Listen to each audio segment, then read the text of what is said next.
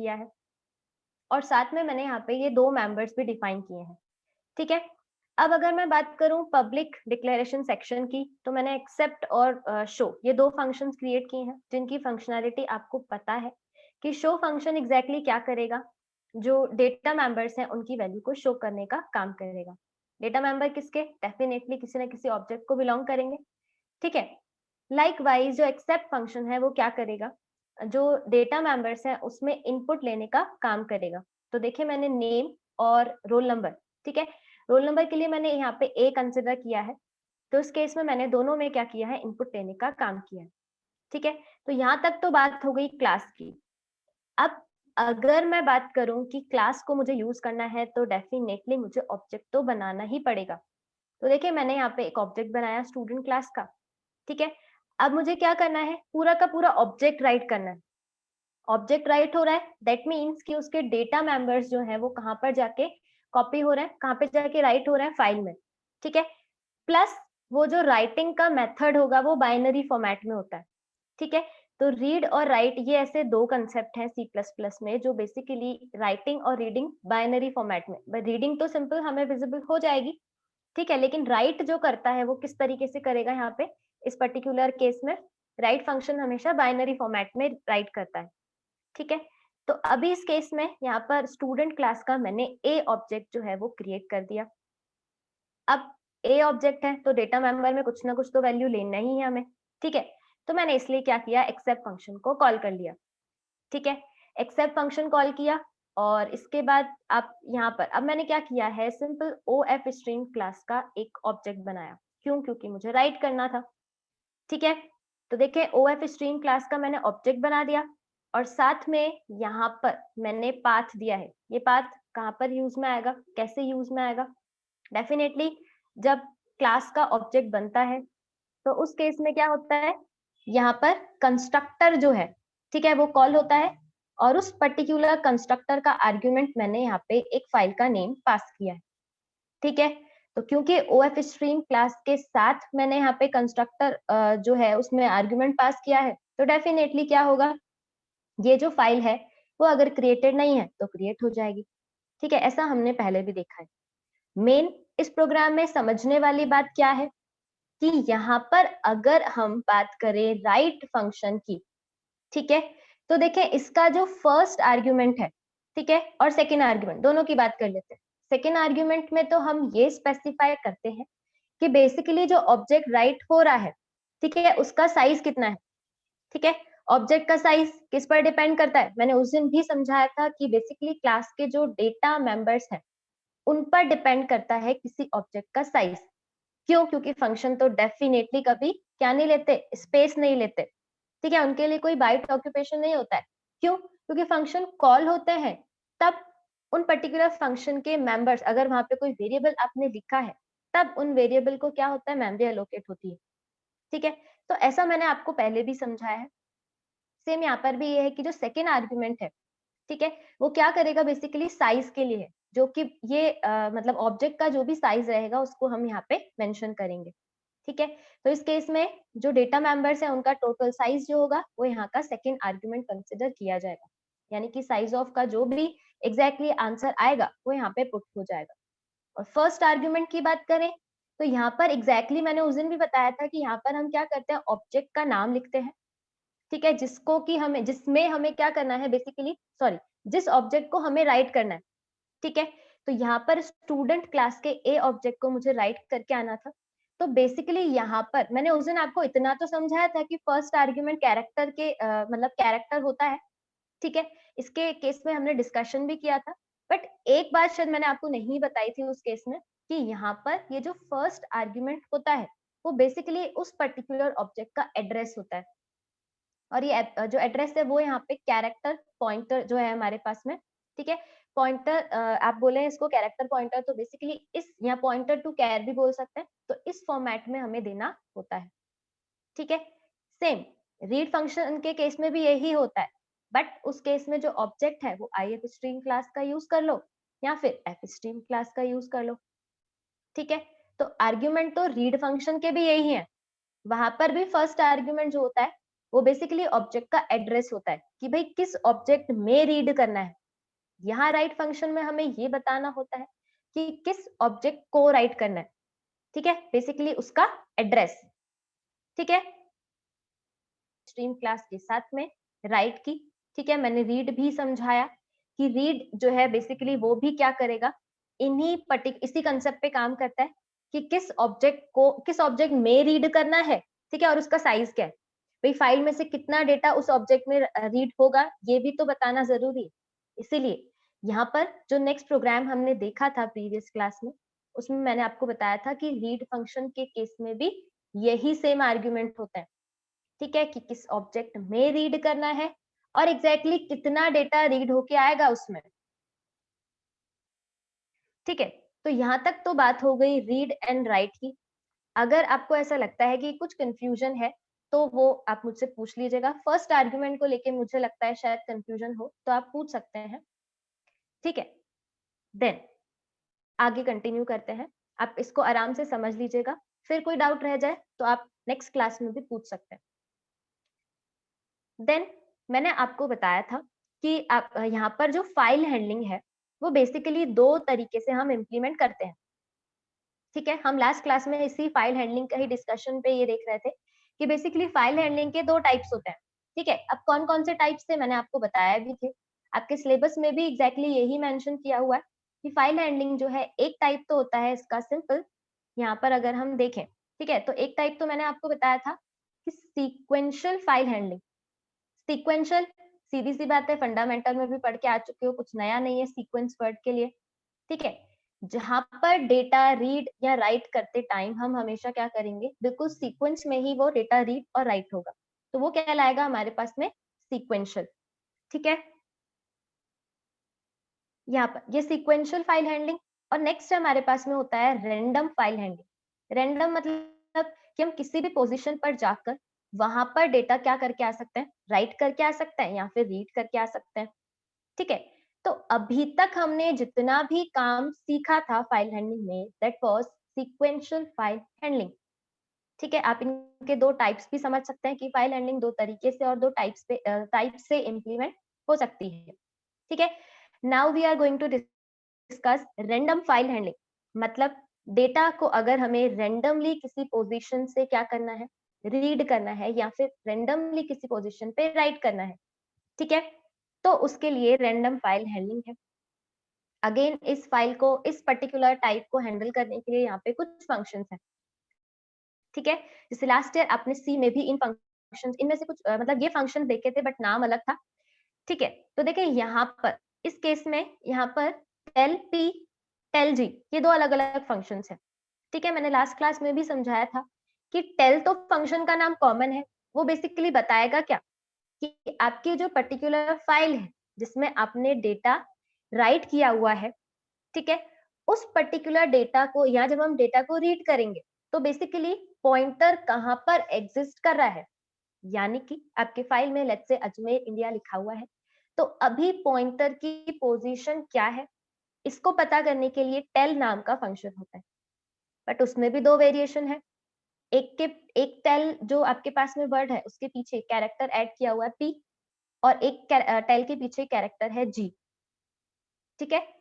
Random file handling के case में अगर हम बात करें टेल पी और टेल जी की, ठीक है, तो बेसिकली यहाँ पर जो टेल पी फंक्शन है वो पी यहाँ पे किसको बिलोंग कर रहा है, पी मतलब पुट पॉइंटर।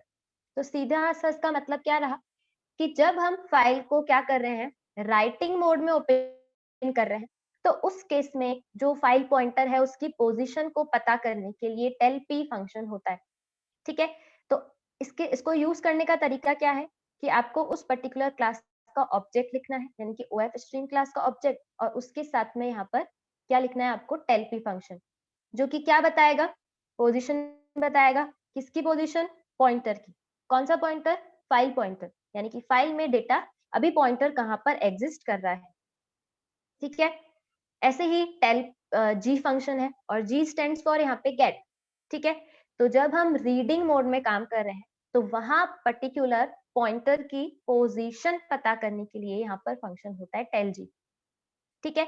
आपको सिर्फ उस लेटर से याद रखना है कि बेसिकली टेल जी और टेल पी दोनों में क्या अंतर है।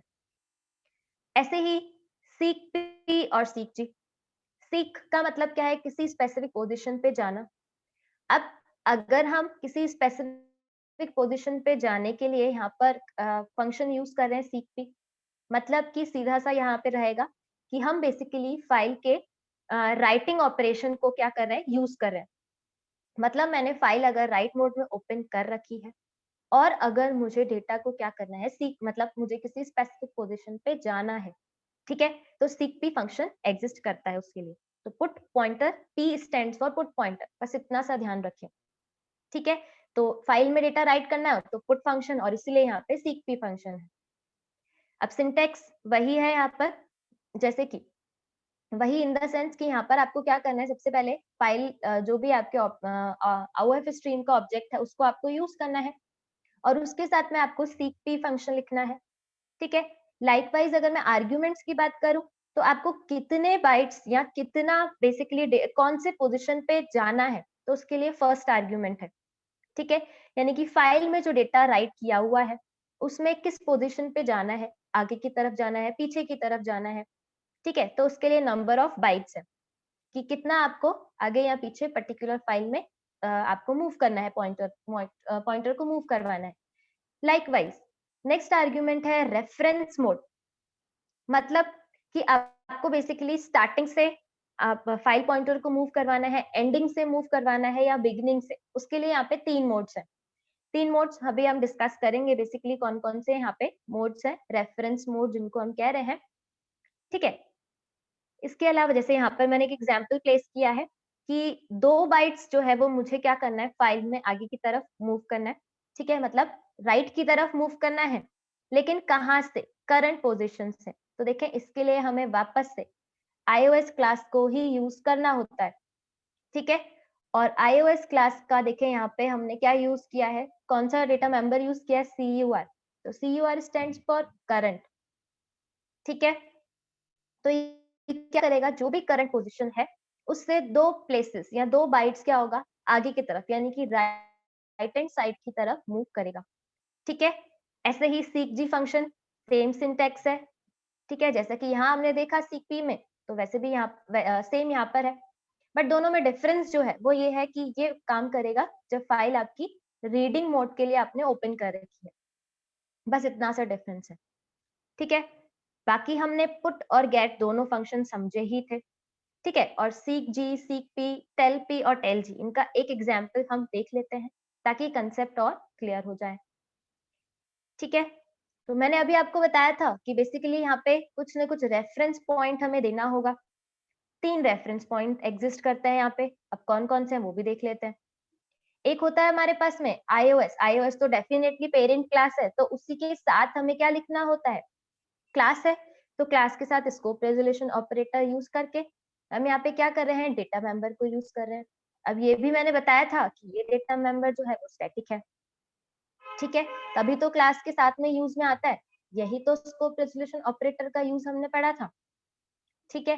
तो बेसिकली रेफरेंस मोड में अगर हम बीईजी लिखते हैं तो BEG stands for beginning of the file, मतलब फाइल के स्टार्टिंग से आपको कितने बाइट्स जो है वो आगे या पीछे की तरफ मूव करना है। बिगनिंग से हमेशा हम आगे की तरफ ही यानी कि राइट की तरफ ही चलेंगे, ठीक है।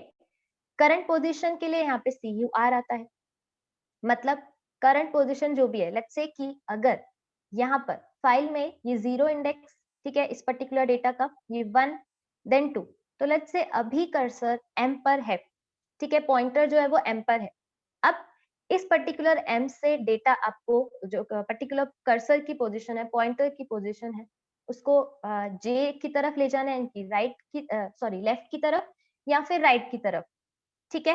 तो उसके लिए यहाँ पे आपको सबसे पहले तो करंट पोजीशन मेंशन करना होगा और आगे या पीछे के लिए आपको यहाँ पे नंबर ऑफ बाइट्स जो है वो पास करना होता है, ठीक है। अभी एग्जाम्पल देख लेंगे तो और क्लियर हो जाएगा। ऐसे ही एंड के लिए iOS एंड, जो कि बेसिकली किसको यहाँ पे बिलोंग कर रहा है कि हमें एंड यानी कि फाइल के बिल्कुल एंडिंग पॉइंट से कितने बाइट्स आगे की तरफ मूव होना है, ठीक है।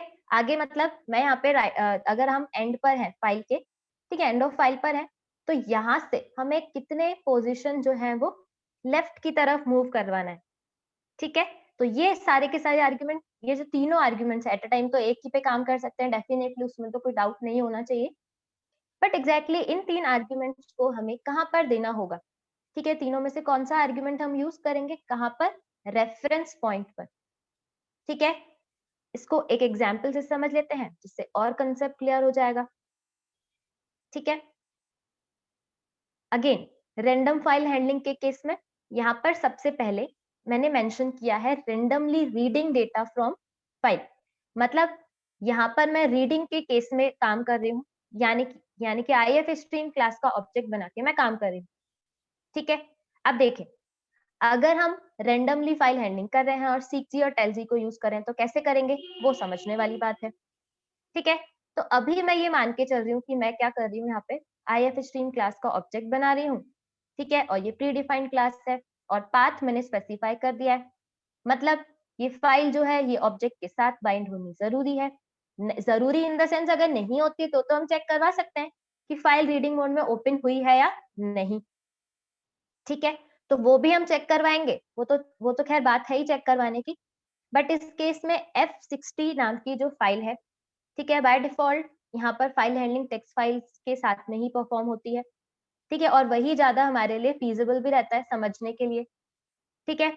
बाकी इस केस में अगर F60 की बात करें तो यहाँ पे अजमेर, इंडिया, जयपुर, कोटा, ये 4 वर्ड्स मैं मान के चल रही हूँ कि लिखे हुए हैं, ठीक है। अब देखते हैं, सबसे पहले हमने चेक करवा दिया कि फाइल जो है हमारे पास में रैम में ओपन हुई है कि नहीं। अब ओपन ही नहीं हुई तो काम कैसे करेंगे, ठीक है। या तो उस केस में हमें चेक करवाना पड़ेगा, अदरवाइज आप श्योर हो कि फाइल आपने प्रॉपरली इसका पाथ दिया है, नेम दिया है, तो फिर चेक मत करवाओ। बट हैबिट में यही रखना कि चेक पहले करवाओ, ठीक है। अगर हमने पाथ गलत दिया है, नेम भी गलत दे दिया है, तो ये तो सिंपल, इस केस में जब ये ट्रू रिटर्न करेगा तो यहाँ पर ये मैसेज आ जाएगा। और ट्रू रिटर्न कब करेगा ऐसा भी समझाया था मैंने, ठीक है। अब जो नया है, इतना तो हमने पहले भी देखा है, बहुत सारे एग्जाम्पल्स में भी इसको समझ के आ चुके हैं कि ये पर्टिकुलर इफ कंडीशन ट्रू या फॉल्स कब रिटर्न करेगी, ठीक है। वापस बता देती हूँ, अगर ऑब्जेक्ट के साथ फाइल बाइंड हो चुकी है तो डेफिनेटली यहाँ पर ये कंडीशन क्या हो जाएगी, फॉल्स, ठीक है। तो इस केस में यहाँ पर एल्स पार्ट जो है, यानी कि यहाँ पर दोनों में से कोई एक ही कंडीशन एग्जीक्यूट होगी, ये आपको पता है, ठीक है। तो एल्स पार्ट पे कब जाएगा पर्टिकुलर प्रोग्राम का कंट्रोल, जब हमारे पास में फाइल प्रॉपर्ली ओपन हो चुकी है और ऑब्जेक्ट के साथ बाइंड हो चुकी है, ठीक है। अब देखते हैं नया क्या है। यहाँ देखें तो सबसे पहले मैंने मैसेज दिया है कि गेट पॉइंटर की पोजीशन, वापस से गेट की बात कर रहे हैं तो डेफिनेटली गेट फंक्शन तो हम रीडिंग के केस में यूज करते हैं, ठीक है। तो आपको ये याद रखने की भी जरूरत नहीं है कि सिंपल टेल जी का क्या यूज है, बस जी का मतलब आप समझ लीजिए, फिर आपको बाकी सब समझ आ जाएगा, ठीक है।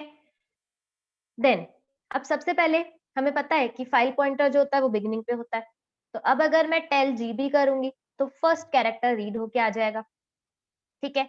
तो इस केस में क्या रीड होके आया, हमने क्या रीड नहीं किया, देखिए डेटा को रीड नहीं किया मैंने, सिर्फ टेल जी यूज किया। क्या बताएगा कि सिंपल हमारे पास में जो फाइल पॉइंटर है, ठीक है, वो कहाँ पर एग्जिस्ट कर रहा है। तो अब इस केस में पोजीशन रिटर्न होगी और पोजीशन तो नंबर ही होता है, उसमें तो किसी को कोई डाउट नहीं होना चाहिए। तो क्या रिटर्न हुआ, ए की पोजीशन, ठीक है, ए अल्फाबेट की पोजीशन, क्या पोजीशन है, 0, मतलब फाइल पॉइंटर अभी बिगनिंग पर एग्जिस्ट कर रहा है, ठीक है। और स्टार्टिंग कैरेक्टर, बिगनिंग मतलब स्टार्टिंग जो है ना, ठीक है, जैसे हम रीड कर रहे हैं और particular position, read in the sense कि हम जो पोजीशन के लिए टेल जी यूज कर रहे हैं, ठीक है। तो यहाँ पर फर्स्ट कैरेक्टर की पोजीशन रिटर्न हो गई 0। देन अब अब अगर हम यहाँ पे गेट फंक्शन यूज करते हैं रीडिंग के लिए, ठीक है, तो कौन से ऑब्जेक्ट को बिलोंग कर रहा है, डेफिनेटली रीडिंग मोड के लिए आईएफ स्ट्रीम क्लास होती है, यानी कि इनपुट फाइल स्ट्रीम, ठीक है। तो उस क्लास का ऑब्जेक्ट और गेट फंक्शन यूज कर लिया हमने, ठीक है। अब ये क्या करेगा, एक कैरेक्टर रीड कर देगा, जहां पर अभी हमारे पास में पॉइंटर एग्जिस्ट करता है उसी की डेटा को तो रीड करेगा, ठीक है। तो ये क्या रीड करेगा, फर्स्ट जहां पर अभी आपके पास में पॉइंटर एग्जिस्ट कर रहा है उस पर्टिकुलर कैरेक्टर को, स्काई कोड रीड करेगा तो हमने कैरेक्टर में असाइन कर दिया, ताकि हमें तो सिर्फ कैरेक्टर ही समझ आए। अब स्काई कोड हमें इतना याद थोड़ी ना है, ठीक है? तो इस केस में कैरेक्टर जो है वो रीड हो गया और सिंपल मैंने डिस्प्ले भी करवा दिया, ठीक है? तो ये तो बात हो गई कैसे हमें टेलजी यूज़ करना है। अब हमने पोज़ीशन तो देखना गेट करना सीख लिया कि किसी एक स्पेसिफिक प्लेस पर जाकर मतलब किसी स्पेसिफिक पॉइंटर की पोज़ीशन को कैसे पता कर सकते हैं। लेकिन अब फाइल में हम बाइट्स पे मतलब अलग-अलग प्लेसेस पे जाएँ कैसे? वो भी तो हमें आना चाहिए। अभी तो हमने सिर्फ इतना सीखा कि पोज़ीशन कैसे पता करेंगे। तो देखिए आगे वो भी समझते हैं। नेक्स्ट, अब जैसे ही एक कैरेक्टर रीड हो गया, तो डेफिनिटली जो आपके पास में फाइल पॉइंटर है, वो नेक्स्ट पोज़ीशन पे शिफ्ट हो जाता है। ठीक है? तो अब अगर मैं टेल जी करूँगी, यानी कि वापस से पॉइंटर की पोज़ीशन पता करने की कोशिश करूँगी, तो अब इस केस में क्या आएगा 1 क्यों? क्योंकि जैसे ही रीड हुआ, आगे की तरफ ट्रांसफर हो गया फाइल पॉइंटर, ठीक है? और उस पोज़ीशन के कैरेक्टर को रीड करने के लिए वापस से वही फंक्शन है, ठीक है? तो फर्स्ट कैरेक्टर तो कैपिटल ए था और सेकंड कैरेक्टर जे है। तो इस तरीके से क्या हो रहा है यहाँ पर, हम सिंपली डेटा को भी रीड कर रहे हैं और पोज़ीशन भी पता कर रहे हैं, ठीक है? अब डेटा रीड हो गया, तो वापस से नेक्स्ट पोज़ीशन पे शिफ्ट हो चुका है, यानी कि अभी कहाँ पर होगा पोज़ीशन पर्टिकुलर पॉइंटर की एम पर, ठीक है? अब आगे देखते हैं और क्या नया है।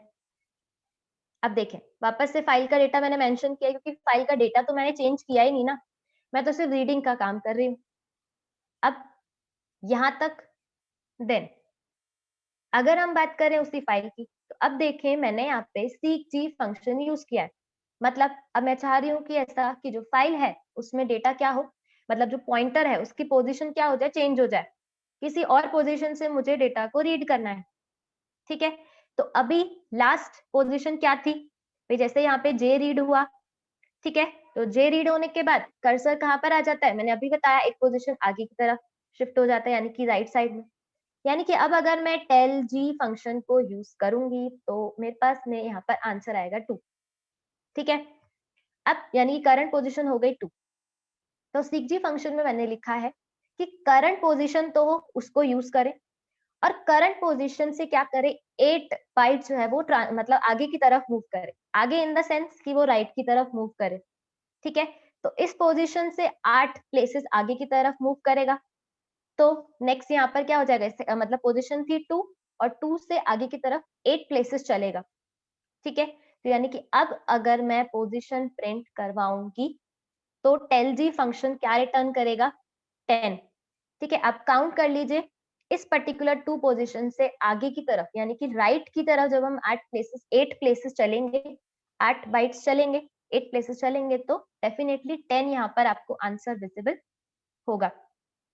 ठीक है? तो ये तो पोज़ीशन पता कर ली हमने। अब ये भी तो पता होना चाहिए कि अगर यहाँ पर हम कोई एग्ज़ैक्टली जो कैरेक्टर है, वो कौन-सा कैरेक्टर है।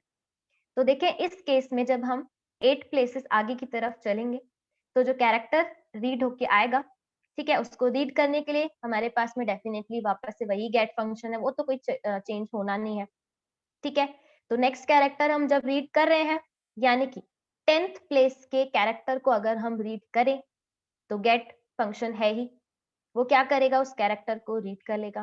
तो यहाँ पर देखें मैंने रीड भी कर दिया और साथ में प्रिंट भी करवा दिया। तो ए कैरेक्टर यहाँ पे हमें क्या होगा आउटपुट में डिस्प्ले हो जाएगा। ठीक है? तो इस तरीके से हम क्या कर रहे हैं, किसी स्पेसिफिक पोज़ीशन पे जाकर किसी एक स्पेसिफिक कैरेक्टर को रीड भी कर सकते हैं। ठीक है? बट मोड देना ज़रूरी है और कितने बाइट्स लेफ्ट की तरफ या राइट की तरफ आपको चलना है, वो आपको बताना ज़रूरी है। ठीक है? तो ये तो अभी हमने रेफरेंस मोड सिर्फ करंट की बात की है। अभी आगे 2 मोड्स और भी हैं, ठीक है? तो अभी इस केस में यहाँ पर ए पर तो कर्सर डेफिनिटली पॉइंट कर रहा है, ठीक है? लेकिन मैंने ये भी बताया कि जैसे ही आपके पास में फाइल का उस पोज़ीशन का डेटा रीड हो जाएगा, तो कर्सर एक प्लेस आगे की तरफ यानी कि राइट की तरफ शिफ्ट हो जाता है। अब कैसे पता चल रहा है? तो देखिए मैंने यहाँ पे इस पर्टिकुलर लाइन को हाइलाइट भी किया है। मैंने यहाँ पे लिखा है कि टेलजी अगर मैं यहाँ पे फंक्शन अप्लाई करूँगी, तो डेफिनिटली मुझे रिजल्ट यहाँ पे क्या मिल जाएगा 11, ठीक है? मतलब अब 11 पोज़ीशन पे हमारा कर्सर क्या कर रहा है? एग्ज़िस्ट कर रहा है, ठीक है? इसी तरीके से हम किसी फाइल में बिल्कुल लेफ्ट की तरफ भी क्या कर सकते हैं, कर्सर को प्लेस कर सकते हैं। ठीक है, मैंने यहाँ पर जो आउटपुट आया है उसका स्क्रीनशॉट भी मेंशन किया है और साथ में आउटपुट को भी यहाँ पर इस तरीके से कमेंट सेक्शन में मेंशन किया है। ठीक है, तो ये प्रोग्राम देख लेते हैं, छोटा सा है, बाकी का टाइम ओवर होने वाला है। ठीक है, वैसे तो यहाँ पर अगर मैं बात करूं सीक जी फंक्शन की, ठीक है, तो वापस से अब मैंने इस केस में यहाँ पे देखे पॉजिटिव ने 5 ना लिख के मैंने क्या लिखा है -5, तो अभी पोजीशन क्या है 11, तो सीधा सा मतलब हुआ 11 -5 क्या होता है, माइनस प्लस तो हमें पता ही है मैथ्स का कैसे करते हैं, तो इस केस में नई पोजीशन क्या हो जाएगी 6 हो जाएगी। ठीक है, तो ये पर्टिकुलर जो आपके पास में स्टेटमेंट है ये तो सिर्फ मूविंग का काम करेगा, उस पोजीशन पे जाने का काम करेगा। कहाँ से मूव करना है वो हमने कैसे बताया, करंट पोजीशन से। करंट पोजीशन कौन सी है 11, तो 11 से 5 बाइट्स पीछे की तरफ यानी कि लेफ्ट की तरफ क्या करेगा, मूव करेगा, तो 6 प्लेस आ गई। और 6 प्लेस का डेटा अगर आपको क्या करना है, 6 प्लेस का डेटा अगर आपको प्रिंट करवाना है तो वापस से क्या करोगे आप, गेट फंक्शन यूज कर लो। बट मैंने इस केस में सिर्फ पोजीशन प्रिंट करवाई है, वापस से गेट नहीं किया, क्योंकि मतलब आपको समझ आ चुका होगा यहाँ पे कि किस तरीके से हम सीक फंक्शन यूज कर रहे हैं। जैसे मैंने अभी ये जो एग्जांपल बताया कि पहले मैंने सीक किया, देन प्रिंट करवा दिया, देन वापस से अगर आपको कैरेक्टर ही प्रिंट करवाना है तो टेल जी यहाँ पे फंक्शन इंप्लीमेंट कर दो। ठीक है, तो इसीलिए आप चाहो तो उस कैरेक्टर को भी प्रिंट करवा सकते हो गेट फंक्शन का यूज करके। ठीक है, बस मतलब समझाने के लिए मैंने आपको एक बार वो फंक्शन बताया था, बार बार फंक्शन को उस पर्टिकुलर कैरेक्टर को प्रिंट करवाने की नीड नहीं रहेगी। बट अगर आपको लगता है कि कैरेक्टर भी प्रिंट होना चाहिए तो फंक्शन तो है ही गेट फंक्शन। ठीक है, अब आगे प्रोसीड करें। ठीक है, तो देखें लास्ट पार्ट इस प्रोग्राम का क्या है, यहाँ पर सिंपल वापस से अब फाइल का डेटा तो थोड़ी ना चेंज कर रहे हैं, फाइल में तो जो डेटा है वही है। ठीक है, बट मैंने फाइल के डेटा को बार बार यहाँ पे प्रिंट करवाया ताकि एक बार हमें पता चल जाए बार बार कि एग्जैक्टली हम कौन से डेटा पर वर्क कर रहे हैं। ठीक है, अब हमने करंट देख लिया, ऐसे ही एंड भी होता है, ऐसे ही बिगनिंग भी होता है। ठीक है, तो उन दोनों रेफरेंस मोड को भी देख लेते हैं। 3 रेफरेंस मोड है बेसिकली। ठीक है, तो अगर हमें फाइल के बिल्कुल एंडिंग सेक्शन से कहाँ पर जाना है, मैंने यहाँ पे मेंशन किया है -10, मतलब एंडिंग पोजीशन यानी कि फाइल में जितना भी डेटा राइट किया हुआ है। ठीक है, लास्ट प्लेस इस फाइल के इस पर्टिकुलर कंसेप्ट के अकॉर्डिंग 23 थी, तो 23 में अगर 10 माइनस होता है तो डेफिनेटली क्या होगा, 13 हमें विजिबल हो जाएगा। ठीक है, तो इसके अकॉर्डिंग यहाँ पर आपके पास में अगर आप पोजीशन प्रिंट करवाओगे टेल जी फंक्शन के थ्रू तो क्या रिजल्ट डिस्प्ले हो जाएगा, 13। ठीक है, तो देखिए हम इस तरीके से एंडिंग से भी यानी कि फाइल का जो एंडिंग पॉइंट है यानी कि कोटा के बाद यहाँ पर जो एंडिंग पॉइंट है इसमें भी हम यानी कि इस प्लेस से भी हम क्या कर सकते हैं, लेफ्ट की तरफ मूव कर सकते हैं। ठीक है, अब राइट की तरफ चलने का तो कोई मतलब है नहीं, तो क्योंकि डेटा तो एंड हो चुका है। हो सकता है आप अगर आप आगे की तरफ चलो तो कोई ना कोई पोजीशन आपको बता दे और वो पोजीशन हमारे काम की तो है नहीं, तो वैलिड डेटा ही रीड करें तो ज्यादा बेटर है। ठीक है, अब मैंने सिर्फ पोजीशन को प्रिंट करवाया, डेटा को प्रिंट करवाना है तो आपको पता ही है गेट फंक्शन है। ठीक है, तो एंडिंग से -10 मैंने इसी सीक जी फंक्शन में पास कर दिया, तो सीधा सा यहाँ पे कंसेप्ट है कि हम फर्स्ट आर्ग्यूमेंट में पोजीशन नेगेटिव में भी दे सकते हैं और पॉजिटिव में भी दे सकते हैं, ये दोनों कंसेप्ट होगा यहाँ पे। ठीक है, लास्ट बिगनिंग देख लेते हैं। ठीक है, अब बिगनिंग से यानी कि यहाँ से हमें राइट की तरफ कितने बाइट्स को क्या करवाना है, मूव करवाना है, यानी कि पोजीशन क्या रखनी है पॉइंटर की, तो उसके लिए बिगनिंग आता है आपके पास में। एंड से रीड करना है तो आप एंड क्या यूज करो, रेफरेंस मोड। बिगनिंग से रीड करना है तो बिगनिंग BEG यूज कर लो, और करंट से रीड करना है तो CUR यूज कर लो। ठीक है, देन अब यहाँ पे मैंने मेंशन किया 6, यानी कि स्टार्टिंग से 6 प्लेस पर क्या चला जाएगा, कर्सर पुट पॉइंट जो हमारे पास में गेट पॉइंटर है वो चला जाएगा। ठीक है, यानी कि स्टार्टिंग से 6 मतलब 6 प्लेस पर ही जाएगा, और 6 प्लेस पर हमारे पास में जो कैरेक्टर है उसको प्रिंट करवाना है, तो डेफिनेटली गेट फंक्शन है। पोजीशन प्रिंट करवाना है तो टेलजी फंक्शन है। ठीक है, तो मैंने हमेशा इन प्रोग्राम में सिर्फ आपको एक बार समझाया है कि गेट कैसे करना है। बाकी जितने भी एग्जांपल्स मैंने यूज किए हैं उसमें सिर्फ पोजीशन ही प्रिंट करवाई है। ठीक है, तो उस पोजीशन पे जाके डेटा आप रीड करके आ सकते हो। अब देखिए 6 प्लेस पर यहाँ पर आपके पास में आई, कैपिटल आई कैरेक्टर है, उसको आप क्या कर सकते हो, रीड कर सकते हो। ठीक है, बिगनिंग से आप जो भी नंबर दोगे वो हमेशा उसी प्लेस पर जाएगा, उसमें एडिशन या सब्ट्रैक्शन नहीं होने वाला। ठीक है, और अगर आप यहाँ पे माइनस भी दे दोगे तो भी कोई फर्क नहीं पड़ने वाला, तो भी वो 6 ही प्लेस दिखाएगा, क्योंकि यहाँ से माइनस क्या होगा, कुछ भी नहीं है, बिगनिंग तो यहीं पर ही है ना। तो इस केस में 6 प्लेस जो है वो कैपिटल आई को बिलोंग कर रहा है। जब मैं q डॉट एलजी लिखूंगी, ठीक है, तो कर्सर 6 प्लेसेस आगे शिफ्ट हो चुका होगा राइट की तरफ, तो यहाँ पर आंसर आ जाएगा 6। ठीक है, और मैंने ब्रैकेट्स में क्या किया, उसका जो कैरेक्टर है वो भी डिस्प्ले करवा दिया। ठीक है, तो इसी के साथ ये बात हो गई कि हम सीक जी और टेल जी फंक्शन कैसे यूज कर सकते हैं। ठीक है, कोई डाउट, कोई कंफ्यूजन है तो पहले। अब ऐसे ही सीक पी और टेल पी दो फंक्शन है। ठीक है, अगेन रैंडम फाइल हैंडलिंग बात कर रहे हैं, लेकिन क्या है इस केस में कि जब फाइल हमने राइटिंग मोड के लिए ओपन कर रखी है, तो किसी स्पेसिफिक लोकेशन पे जाकर अगर हमें कोई कैरेक्टर क्या करना है, राइट करके आना है, ठीक है, तो कैसे राइट कर सकते हैं। अब देखें इस केस में अभी हमने सिर्फ कैरेक्टर को राइट करना सीखा था, ठीक है, और लूप के थ्रू ये काम देखा था, ठीक है, और राइट करना भी देखा था हमने ऑब्जेक्ट को, तो राइट फंक्शन भी था हमारे पास में। इसके अलावा एक एक कैरेक्टर को राइट करना तो फंक्शन के थ्रू देखा ही था। तो देख लेते हैं एक बार वापस इस प्रोग्राम को कि एग्जैक्टली क्या है इसमें सीक पी और टेल पी का यूज। अगेन मैंने यहाँ पे ओएफ स्ट्रीम क्लास का ऑब्जेक्ट बना दिया, ठीक है, और फाइल को ओपन करवा दिया। अब डेफिनेटली फाइल बनी हुई नहीं भी है तो भी बन जाएगी, क्यों, क्योंकि यहाँ पे फाइल को राइटिंग मोड में ओपन किया है। चेक करवाने की कोई जरूरत नहीं है कि फाइल ओपन हुई है या नहीं, ठीक है, क्योंकि फाइल में सिर्फ राइट ही तो करके आना है। ठीक है, और फाइल ओपन नहीं, अगर फाइल क्रिएटेड है तो वह राइट हो जाएगी, और अगर क्रिएटेड नहीं है तो क्या हो जाएगा, बन जाएगी। अब इस केस में मैंने ओएफ स्ट्रीम के साथ यहाँ पर एक मोड यूज किया है। ठीक है, मैंने आपको बताया था कि अगर ओएफ स्ट्रीम है तो हमारे पास में जो फाइल का मोड होता है, 3 मोड्स हमने बेसिकली हमने देखे थे। एक तो 2 ही मोड्स देखे थे, हमने 2 ही मोड्स की बात की थी, एक तो इन और आउट। तो आउटपुट स्ट्रीम है तो डेफिनेटली मोड क्या होता है, आउट। ठीक है, OUT। लेकिन अब मैंने यहाँ पे ATE भी लिखा है, तो देखिए ATE का मतलब होता है एट द एंड।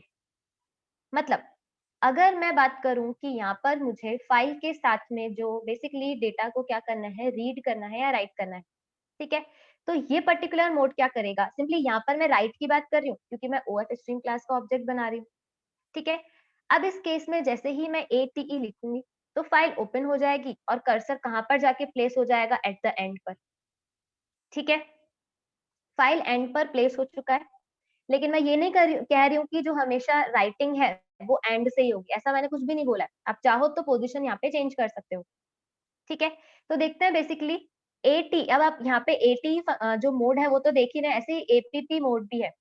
ठीक है, एटीई और एपीपी के दोनों के केस में फंक्शनैलिटी को ऐसे एपीपी में समझाऊंगी आपको कैसे काम करेगा, बट अभी इस केस में एटीई जो है वो बेसिकली फाइल को यहाँ पर इस केस में क्या हुआ, फाइल आउटपुट मोड के लिए ओपन हो गई और कर्सर एंड पर पहुंच गया। ठीक है, अब अगर आप क्या करोगे इस केस में, मैंने एक बात यहाँ पे बोली कि फाइल आपका आपके पास में जो ओपन तो हो गई, ठीक है, आउटपुट मोड के लिए, प्लस जो फाइल का डेटा है वो एंड ऑफ फाइल पे पहुंच गया, नो डाउट।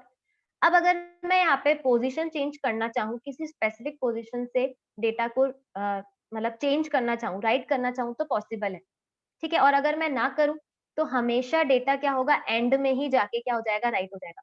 ठीक है, तो शायद मैंने स्टार्टिंग में ऐसा बोला था कि ऐसा नहीं होगा, लेकिन एग्जैक्टली यही होगा कि आपके पास में जो फाइल ओपन हुई है, ठीक है, राइटिंग मोड के लिए उसमें जो पॉइंटर है वो बिल्कुल एंड पर पहुंच जाएगा।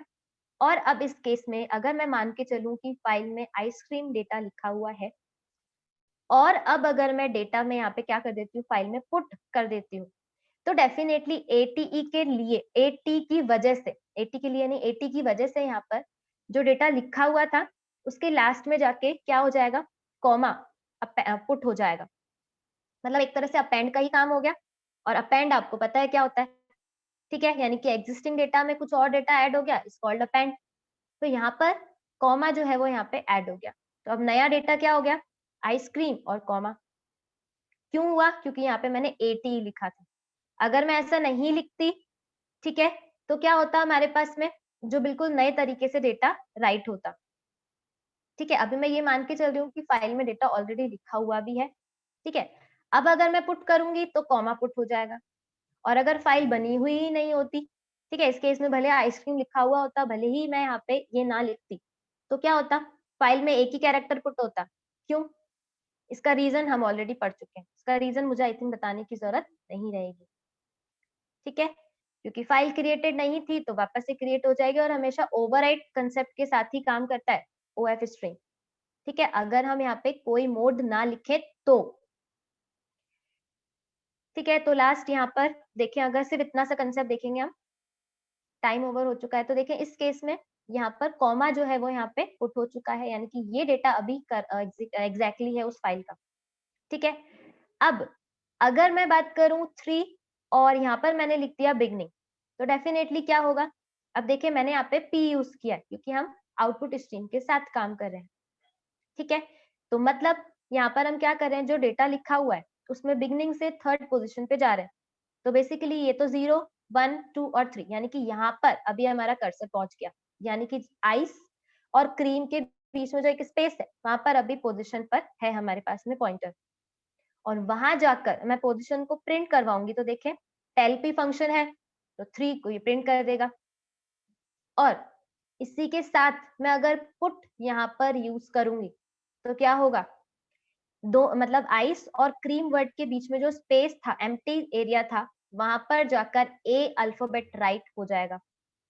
ठीक है, अब ए अल्फाबेट राइट हो गया, तो उसी के साथ यहाँ पर क्या होगा, अगर हम वापस से क्या करेंगे, अगर मैं डेटा की बात करूं तो फाइल में डेटा क्या राइट हुआ होगा, आइस आइस ए क्रीम और कॉमा, ये डेटा होगा उस पर्टिकुलर फाइल का। ठीक है, यहाँ तक अगर कोई डाउट है, मैंने एटीई मोड आपको नया समझाया। बेसिकली जैसे ही फाइल ओपन होगी राइटिंग मोड के लिए, ठीक है, तो फाइल पर एंड ऑफ फाइल पर डेटा जो कर्सर है वो चला जाएगा, और वहीं से डेटा क्या होगा आपके पास में, अगर आप रीडिंग के साथ में ही काम करोगे तो एंड बिल्कुल एंड से रीड होना शुरू होगा, और यही काम अगर आप राइटिंग के साथ करोगे तो बिल्कुल राइट मतलब बिल्कुल एंड पर जाकर डेटा क्या होगा, राइट होना शुरू होगा। ठीक है, यहाँ तक अगर कोई डाउट है तो पूछ लीजिए।